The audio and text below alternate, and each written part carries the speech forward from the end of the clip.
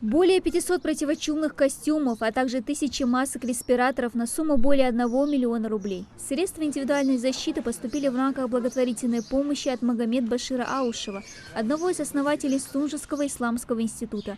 Большое содействие оказали сунжским медикам и ингушские бизнесмены из Москвы. Передают помощь от меценатов в Сунжскую больницу местные власти и ректор исламского института Джабраил Махлоев. Они поблагодарили медиков за их самоотверженный труд.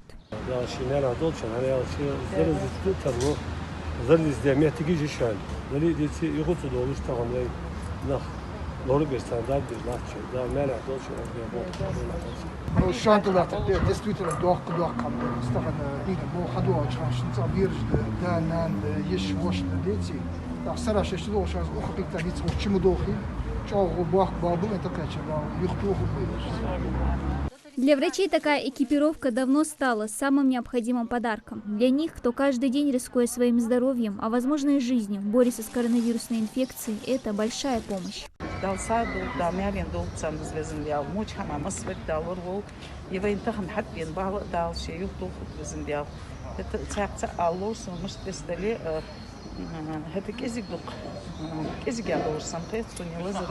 Один в поле, не воин, но али. Дарик рейцан бар, лозра, дорог, аж нокус, дорог, я рязал, я нокус, я чада, саду, да, меня, да, силу.